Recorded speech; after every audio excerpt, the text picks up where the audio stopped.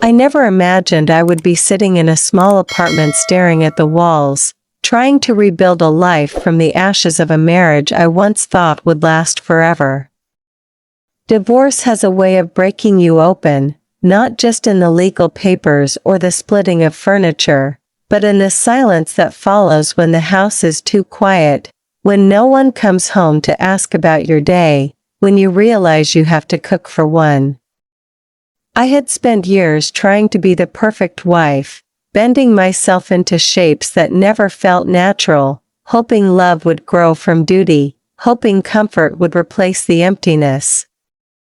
But the truth is, I was living a lie, and that lie had eaten me from the inside out until the marriage collapsed. The day I packed my things and closed the door behind me, I thought my life was ending. Instead, without knowing, it was just beginning. Those first few weeks after the divorce were the hardest. I woke up every morning with heavy eyes, my chest tight with the weight of failure. People around me whispered about how sad it was, about how I should have tried harder, about how maybe I wasn't built for marriage. My own family avoided asking questions, as if the silence would heal me. But nothing silenced the ache of feeling unwanted, of feeling like I had wasted years of my life. Nights were the worst. I would lie awake staring at the ceiling, the shadows on the walls stretching long, and my mind would replay every argument, every empty smile, every moment I tried to pretend I was happy. I blamed myself for not being enough, for not giving my ex-husband the kind of love he deserved, and for never being able to love him the way he wanted.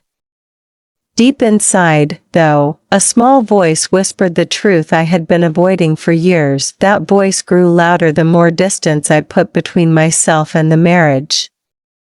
It told me I had been living for everyone else's expectations, trapped in an image of the woman who marries young, has children, and makes it all work because that's what society expects. But love doesn't follow scripts. Love doesn't grow in spaces where it doesn't belong.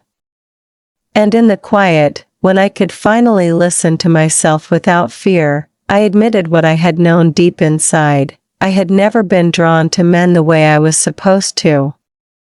My heart had always beaten differently, my eyes had always lingered longer on women, but I had buried that truth so deep beneath shame and denial that I convinced myself it didn't exist. Divorce didn't just free me from a broken marriage, it stripped me bare, forced me to face myself, and left me with nothing to hide behind. It was terrifying to accept that truth. I was in my 30s, starting over from zero, carrying the label of divorced like a scar, and now I had to untangle the possibility that I was also gay. How could I tell my parents, who had already been disappointed by my failed marriage? How could I tell friends who still pitied me in hushed voices? For weeks I kept it inside, my secret battling against my shame, and I wrote in my journal late at night, letters to a version of myself I wasn't sure I could become. I told her she deserved happiness, that love wasn't wrong just because the world said so, that she had already suffered enough pretending to be someone she wasn't. But even as I wrote those words, I was terrified of what they meant. Life, however, has a strange way of bringing clarity when you least expect it. It was on a quiet evening, when I was too restless to stay home, that I found myself in a small cafe across town. I didn't plan to meet anyone. I just wanted coffee and maybe the comfort of strangers. But as I sat there sipping, my eyes caught hers. She was sitting by the window, her hair falling loosely over her shoulders, her laughter spilling into the room like sunlight. For a moment, everything around me faded. My chest tightened in a way it never had before, not in my marriage, not in all the years of trying to force something that wasn't real. It was both terrifying and electrifying to feel it so clearly. I didn't even know her name yet, but my heart recognized something it had been starving for. I left that cafe with my thoughts spinning, my heart both heavy and light. It felt like a door had opened inside me, one I could never close again. I had no idea what the future held, but for the first time in years, I felt alive. My life after divorce wasn't about failure anymore. It was about finding the courage to choose myself, to choose truth, and maybe, just maybe, to choose her. The days after that night at the cafe felt different, though on the surface, nothing had really changed. I still woke up alone, still went through the motions of daily life, still carried the ache of starting over. But beneath it all, something was shifting inside me. For so long, I had felt numb, like life was happening in muted colors, every moment dulled by disappointment and emptiness. Now, suddenly, I felt sparks again. I found myself remembering the way her hair caught the light of the cafe window, the curve of her smile, the ease of her laughter. I didn't even know her name, yet she had stirred something in me that had been buried under years of pretending. It frightened me as much as it thrilled me, because this was not just a simple crush, it was a mirror held up to my truest self, one I could no longer deny. I tried to reason with myself, telling myself it was nothing, just a fleeting attraction born from loneliness. But deep down, I knew better. It wasn't loneliness that made my pulse race when I thought about her, or the way my stomach fluttered at the memory of her voice carrying across the cafe. Loneliness had been with me for years, and it never made me feel alive like this. This was different. This was desire, this was recognition, this was truth. And with that truth came fear. What if I was right? What if I truly wasn't straight, and that was the reason my marriage had never worked, no matter how hard I tried?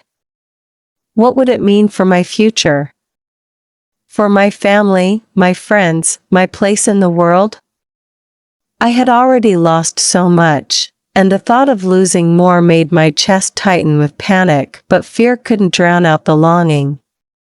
I started going back to that cafe more often, not always hoping to see her, but always secretly wishing I would. Sometimes she was there, sometimes she wasn't, and each time she was, I felt both exhilarated and paralyzed. I would sit at a table nearby, pretending to read, my eyes sneaking glances in her direction. I noticed the way she greeted people with warmth, how she seemed to know the staff by name, how comfortable she was in her own skin. She carried herself with a kind of freedom I had never known, as though she had made peace with who she was, no apologies, no masks. Watching her made me realize just how much of my life had been spent hiding behind walls, and for the first time, I wanted to break them down. It took me weeks to gather the courage to say something more than a polite nod. Each time I thought about it, my hands would sweat, my throat would close, and I would retreat into silence. I was terrified of rejection, terrified of what it would mean to step into a space where I had no experience, no roadmap. But one evening, when the cafe was quieter than usual, fate intervened. The seat across from me was taken, and she ended up sitting at the table beside mine. She smiled as she sat down, and for a moment, I thought my heart might stop. The smile wasn't directed at anyone else, it was for me. It was simple, kind, and it melted away a piece of the armor I had been carrying. I don't know where I found the strength, but I spoke. Just a small comment about the book she had placed on the table, something clumsy and nervous, but enough to open the door. To my surprise, she responded warmly, her voice gentle but confident, and suddenly we were talking as though it was the most natural thing in the world. We spoke about books, about the weather, about little things that didn't matter and yet mattered so much because they bridged the space between us. For the first time in years, I felt truly seen. She looked at me not as a divorced woman, not as someone broken, but simply as me. That night, when I walked back to my apartment, I couldn't stop smiling. The city lights glowed brighter, the air felt lighter, and for the first time since my divorce, I wasn't carrying only sadness. I was carrying possibility. I didn't know where it would lead or if it would lead anywhere at all, but the simple act of being noticed, of being heard, of connecting, it was enough to keep me awake with a racing heart.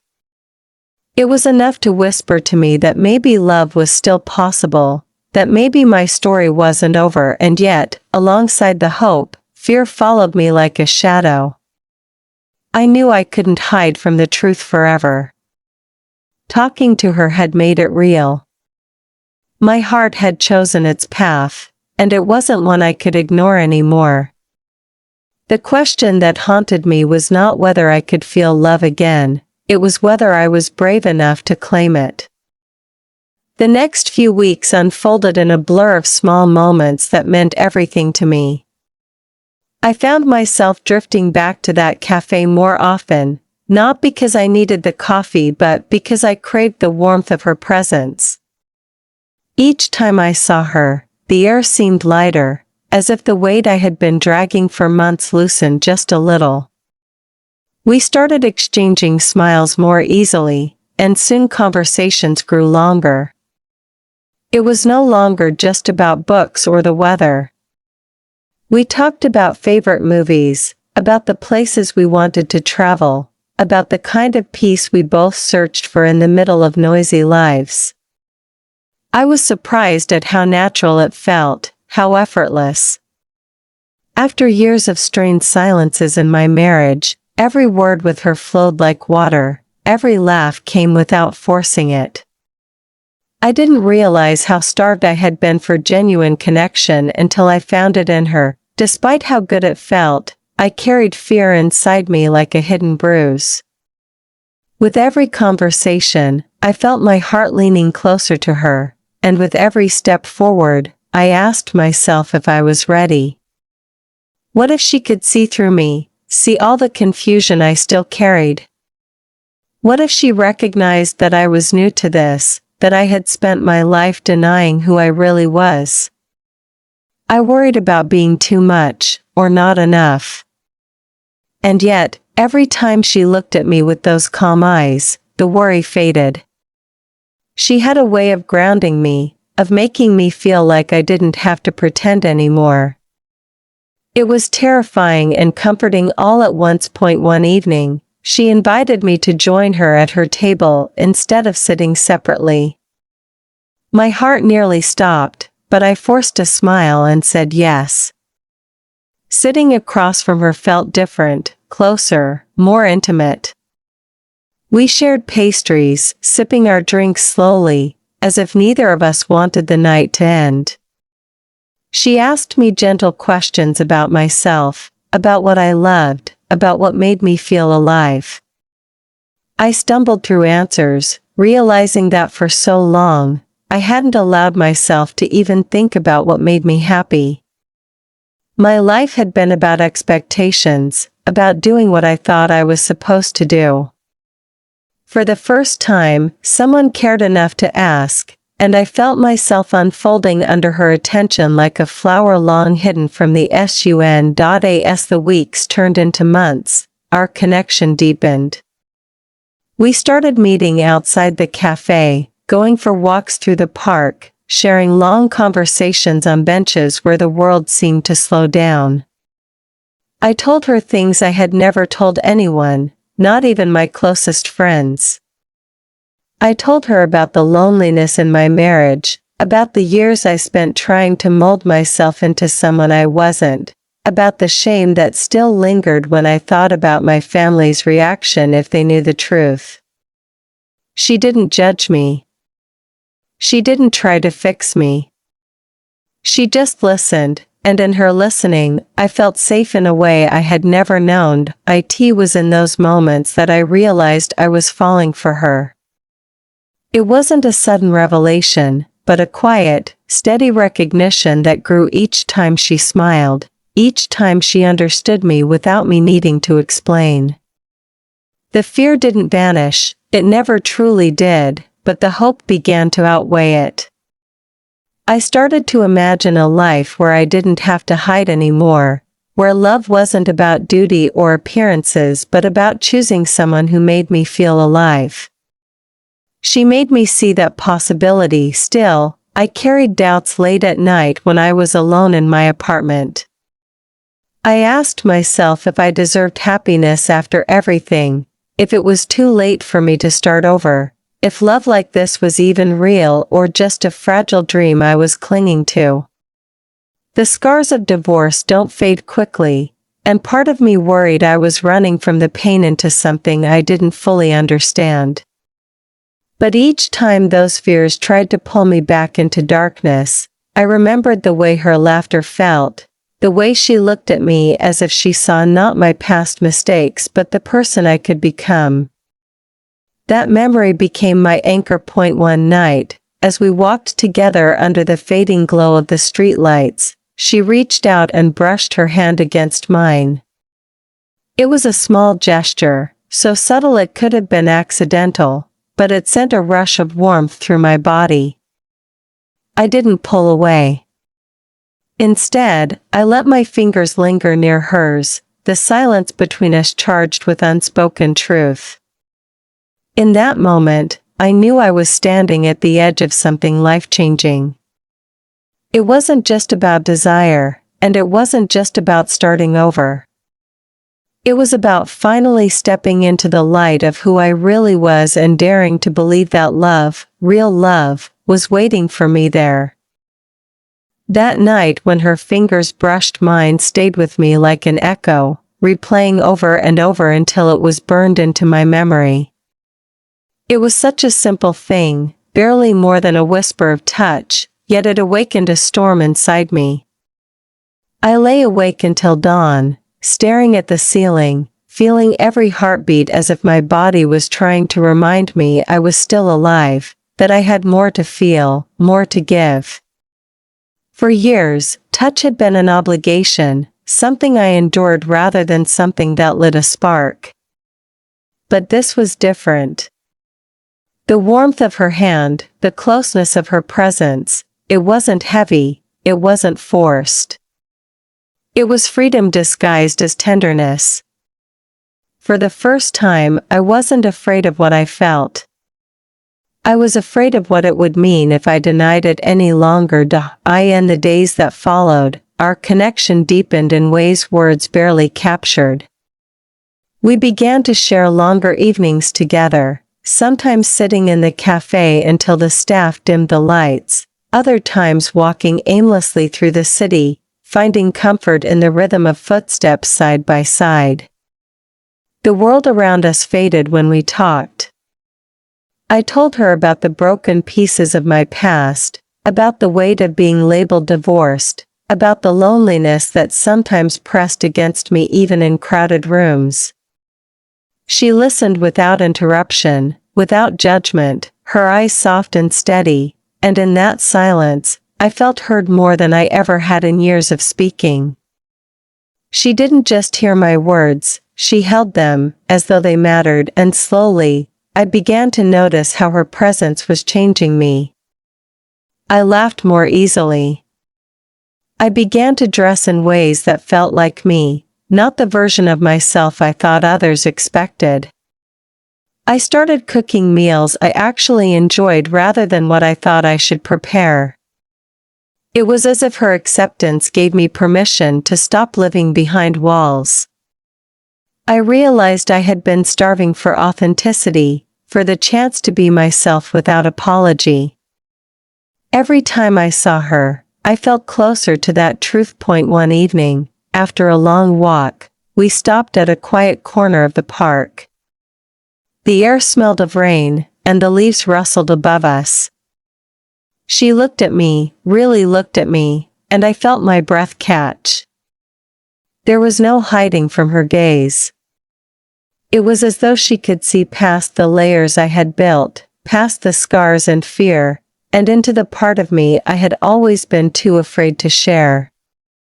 My hands trembled, my chest tightened, and before I could think, the words slipped out, "I'm scared." My voice cracked, and I hated how vulnerable it sounded, but she didn't laugh or look away. Instead, she stepped closer, her voice low and gentle as she said, "You don't have to be." Those words hit me like a wave. I wanted to believe them, wanted to let go of the years of pretending, of hiding, of shrinking myself into a role that never fit. I remember the moment she reached for my hand fully this time, no hesitation, no accidental brush.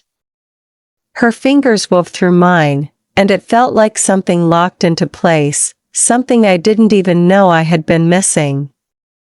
I didn't pull away. Instead, I let the warmth flood through me, tears stinging my eyes, because for once, the touch felt right. Not forced, not fake, not an obligation, but real. Honest. I didn't say anything, but she must have read the flood of emotions on my face because she squeezed my hand gently, grounding me back into the moment. Walking home that night, I felt both lighter and heavier. Lighter because for the first time in my life, I was allowing myself to step toward the truth. Heavier because I knew this truth would come with consequences. My family didn't know, my friends didn't know, and part of me was still unsure if I was brave enough to tell them. Divorce had already made me feel like a disappointment in their eyes. How would they react when they realized that I had left more than just a husband behind? The fear of rejection shadowed me, but it couldn't eclipse the glow I felt from holding her hand. That glow was brighter than the fear, at least for now. In the solitude of my apartment, I caught myself smiling at nothing. I replayed her words, her laughter, the way her eyes softened when she looked at me. I thought about how natural it felt to sit beside her, how time slipped away when we were together. It wasn't just attraction, it was connection. A connection so deep that it scared me, because losing it would break me in ways I wasn't sure I could survive again. And yet, despite the fear, I knew I couldn't walk away. Something inside me had already chosen, quietly but firmly. For the first time since my divorce, I wasn't haunted by what I had lost. I was moved by what I had found. That night, as I closed my eyes, I whispered a truth I had been too afraid to say out loud. I was falling in love with her. And no matter how complicated the path ahead might be, I couldn't stop it. I didn't want to stop it. The realization that I was falling in love with her both steadied me and shook me to my core. It was steadying because for the first time in my life, my feelings felt pure, undeniable, and free of the weight of pretending. It was shaking because I knew that once I admitted it fully, there would be no going back to the life I had once known. Every day after that night, I carried the truth quietly in my chest, a secret that burned like a candle, flickering but impossible to put out. When I saw her, I felt warmth spread through me that reached the deepest cracks of my being. When she wasn't around, I caught myself missing her in ways that scared me. It wasn't just infatuation, it was something that made me think about the future in a way I hadn't dared to before. But love, especially a love that defies what others expect of you, doesn't come without battles. I began to feel the tension between the world I had lived in and the world I wanted to step into. My family had already been cautious after my divorce.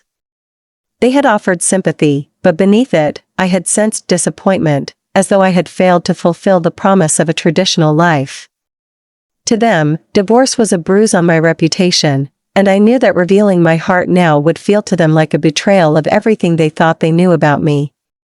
The thought of their faces if they ever saw me hand in hand with her filled me with both guilt and dread. But at the same time, I asked myself, how long could I keep living to please others while denying myself the chance to finally be whole? Our bond kept growing, and hiding it felt almost impossible. We spent more time together, small moments that wove themselves into something larger, something undeniable. She introduced me to pieces of herself, the music she loved, the places she went to clear her head, the small rituals that grounded her. Each part of her world she shared felt like an invitation, and I accepted it eagerly, even while part of me worried that I was stepping into territory I wasn't brave enough to claim publicly. When we walked together through quiet streets or shared meals at small diners, I often wondered if anyone could see through us, if they knew what was blooming between us. The fear of being found out clashed with the joy of finally being myself. One evening, while we sat on a park bench under the dim glow of a streetlight, I finally confessed part of my fear. I told her how hard it was for me to reconcile my feelings with the expectations I had lived under for so long. I told her how scared I was of losing the people I loved if they knew the truth. My voice trembled as I admitted that I didn't know if I was strong enough to carry the weight of it all. She listened quietly, her hand resting gently on mine, her silence a kind of reassurance. When I finally looked up at her, she said softly, "You don't have to have all the answers right now. You just have to be honest with yourself." That sentence sank deep into me, and I carried it with me long after that night. Her words made me realize that honesty with myself had to come before honesty with the world. I had spent years building a life that looked right but felt wrong, and I could no longer afford to keep betraying my own heart. That night, as I walked home, I made a promise to myself. I promised that even if it scared me, even if it cost me people I loved, I would not turn away from what I felt. I was done living in shadows, done silencing the voice inside me. It was time to choose truth, even if it was hard, even if it hurt. The more time we spent together, the clearer it became that this wasn't just a chapter in my healing, it was the beginning of something real. She didn't rush me or pressure me. She simply stood beside me, steady and patient, as though she understood the weight of my journey. And in her patience, I found strength I didn't know I had.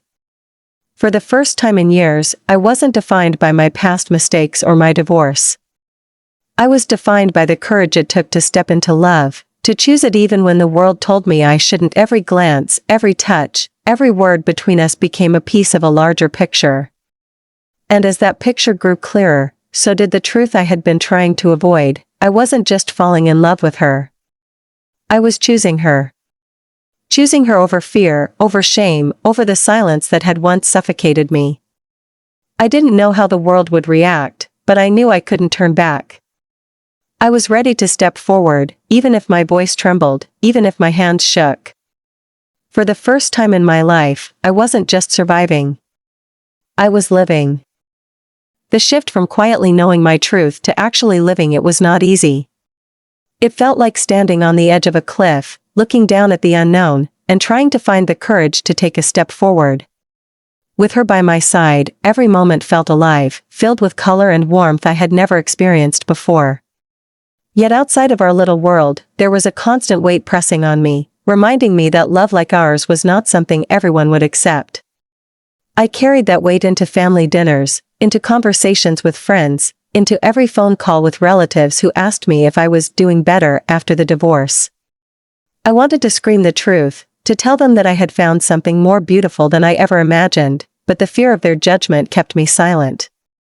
The duality tore at me, being free in her presence and caged everywhere else. Still, I couldn't stop myself from leaning deeper into the life we were building quietly together. We began spending evenings in each other's homes, cooking meals, laughing over spilled wine, sharing music late into the night. The intimacy grew not only in touch but in trust.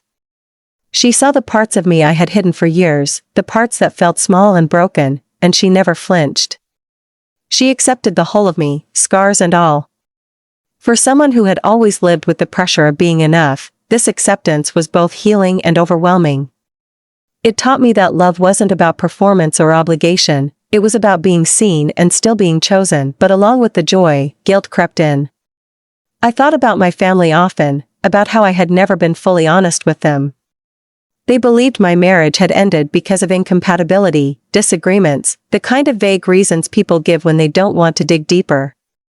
They didn't know the truth, that my heart had never belonged in that marriage, that I had denied myself until I could no longer breathe inside that role. I wrestled with the question of whether I should tell them, whether I owed them the truth or whether it was enough to live quietly in my happiness. At night, when I lay beside her, the thought would claw at me, and sometimes I would wake up with tears I couldn't explain. She would pull me close, whispering words of reassurance, but even her comfort couldn't erase the storm inside me. One evening, as we sat together watching the city lights from her balcony, she turned to me and asked gently, "Do you ever wish things were different?" For a moment, I froze, afraid of what she meant. But then I realized her question wasn't about regret, it was about whether I wished for an easier path, one where love didn't come with so much risk. I thought about it carefully before answering. I told her that yes, sometimes I wished life had been simpler, that love wasn't complicated by expectation or fear. But I also told her something else, that despite the difficulties, I wouldn't trade what we had for anything. Because even if the world didn't understand, what I felt with her was the first thing in my life that felt completely real. Her eyes softened, and she reached for my hand.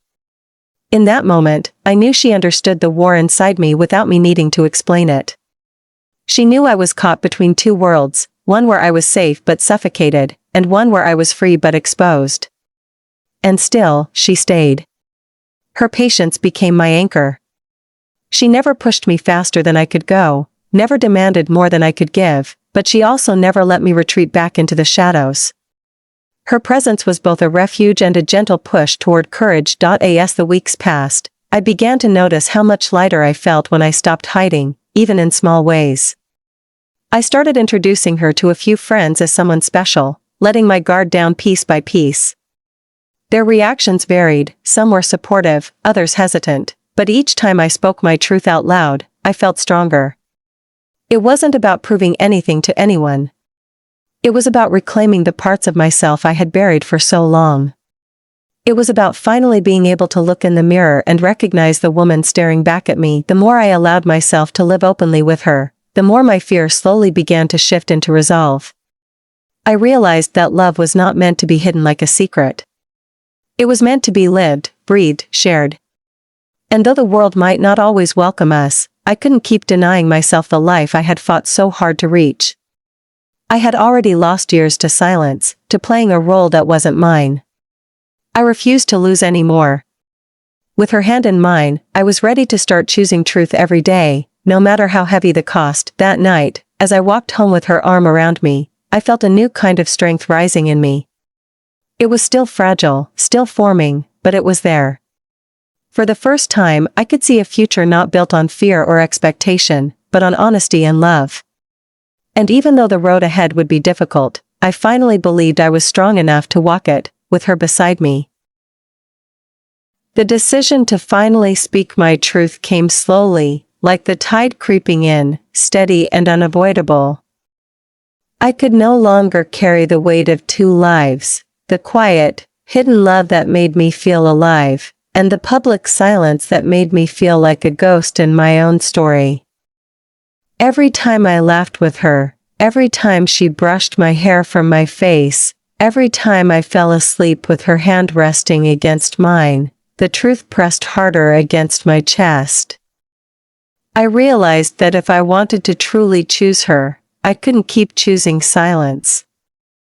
It wasn't fair to her, and it wasn't fair to me. Love deserved the light, even if it burned. The first step was telling a friend I trusted.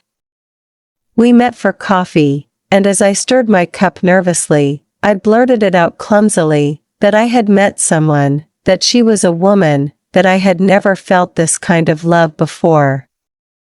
My friend blinked in surprise, and for a long second I was terrified that I had ruined everything, that this would be the moment I lost yet another piece of my life. But then she smiled gently and said, "I can see it in your eyes.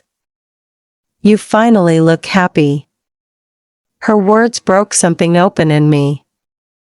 I cried there in the cafe, not because I was ashamed, but because it was the first time someone had spoken to me without judgment about who I really was. That moment became the first stone laid in the path I was building toward freedom. Encouraged by that response, I slowly began sharing the truth with others. Not everyone reacted with the same warmth. Some friends hesitated, their silence heavy with discomfort. Others gave half-hearted reassurances that felt like thin masks over their confusion. But even when it stung, I reminded myself that I wasn't doing this for their approval. I was doing it because hiding was killing me inside. Each time I said it out loud, "I'm with her, I love her," I felt a little more whole, even if the reactions varied. It was like stitching pieces of myself back together, one conversation at a time. Telling my family was the hardest. I rehearsed the words in my head for weeks, lying awake at night imagining their faces, their voices, their disappointment. When the day came, I sat at the table with my parents, my hands trembling, and I told them the truth. I told them I had loved someone, that this love was different, that she was the reason I had finally begun to feel like myself again. The silence that followed was the longest of my life. My mother's eyes filled with tears, and my father's jaw tightened. They didn't shout, but the weight of their silence felt heavier than anger. My mother whispered, "We just don't understand," and I nodded, my heart breaking, because I had expected it. I left that conversation feeling both wounded and free, wounded because their acceptance wasn't immediate, but free because I had finally stopped hiding. Through all of this, she never left my side. She held me when I cried after difficult conversations. She reminded me that love wasn't meant to be easy, and she reassured me that my worth wasn't tied to anyone else's acceptance. Her strength became my strength, and in the quiet moments between us, I knew I had made the right choice. There were nights when doubt still crept in, when I wondered if I had made my life too complicated, if maybe it would have been easier to stay silent forever. But then I would see her smile, or hear her laugh, or feel the way her hand fit perfectly in mine, and the doubts dissolved. No ease in silence could ever compare to the freedom of loving her openly. As weeks turned into months, my world began to shift. Some relationships with friends and family grew strained, but others deepened in ways I hadn't expected. A few people surprised me with their support, telling me they admired my courage, telling me they had always wanted me to be happy. For the first time, I realized that honesty not only freed me, it also revealed who truly loved me for who I was. Painful as it was, it stripped away the illusions, leaving behind only what was real. The journey was far from over, but in her presence, I found hope. I no longer saw myself as the woman defined by divorce, or by shame, or by failure. I saw myself as someone brave enough to start again, brave enough to choose love in the face of fear. I had thought the end of my marriage was the end of my story, but now I understood it had been the beginning of a truer one. And in this new chapter, she wasn't just part of my life, she was the reason I finally wanted to live it fully. The day I finally allowed myself to breathe fully was not marked by fireworks or grand gestures, but by something simple and quiet. We were sitting together in the same cafe where it had all begun, sunlight pouring through the window and casting a soft glow over her face. I watched her laugh at something I had said, her eyes sparkling in that way that had first captured me, and it hit me with undeniable clarity. I had survived. I had survived the end of a marriage that nearly erased me, the whispers of judgment, the long nights of shame, the fear of rejection. And not only had I survived, but I had also found love on the other side, a love that asked nothing of me but to be honest, to be real, to be present. That realization moved through me like a wave, washing away years of heaviness, leaving only the calm certainty that my life was mine again. As we left the cafe and walked hand in hand through the city streets, I noticed how different I felt compared to those first tentative days. I no longer flinched when our fingers intertwined in public, no longer looked over my shoulder expecting disapproval in every pair of eyes that passed. The fear hadn't vanished completely. It lingered in quiet corners, but it no longer controlled me. What controlled me now was the deep pull of love, the kind that makes you stand taller, speak clearer, and smile without apology. Choosing her had not only changed the shape of my life, it had changed me from the inside out. I often thought about the woman I had been before, the one who spent nights crying quietly into pillows, wondering why she couldn't fit into the mold everyone expected. That woman had believed she was broken, unworthy of true love, destined to keep pretending until the end of her days. I wanted to reach back and tell her that she was never broken, only hidden. I wanted to tell her that the pain she felt would one day lead her to freedom, that she would one day sit in the sun beside a woman who made her feel whole. I couldn't change the years I had lost, but I could honor them by living fully now. With her, the future didn't feel like a burden anymore. We talked about dreams openly, not just the small ones like trips we wanted to take or books we wanted to read, but the bigger ones too.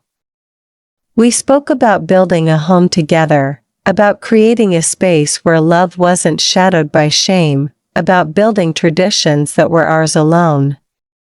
For the first time, I allowed myself to believe in tomorrow without dread. It wasn't about perfection or certainty, it was about partnership, about knowing that whatever came, we would face it side by side. The world around us still wasn't always kind. There were looks that lingered too long, comments that cut, silences from people who once claimed to love me but couldn't accept who I was now. Those moments still hurt, sometimes deeply. But they no longer defined me. I learned that family wasn't only the people you were born to, it was also the people who chose you, the ones who stood with you no matter what. And in her arms, I had found the truest family I had ever known. Her love became my shelter, her faith in me my strength. She reminded me daily that love was not something shameful to hide, but something sacred to protect and to celebrate. There are still nights when I wake up, the echoes of old fears whispering at the edges of my mind, but then I feel her next to me, steady and real, and the fear fades. I know the journey will always carry challenges, but I also know that I am no longer walking it alone. What began as a quiet encounter in a cafe has become the foundation of a new life, one built on courage, truth, and love. Looking back now, I no longer see my divorce as an ending. I see it as the doorway I had to walk through to reach the life I was meant for. It stripped me of everything false so I could finally uncover what was real. I lost a version of myself that was never truly me, and in its place, I found the woman I had always been waiting to become. And in that discovery, I found her, the person who saw me, who chose me, who held out her hand and showed me that even after devastation, love could bloom again. I chose her, but in truth, I also chose myself. And that choice changed everything.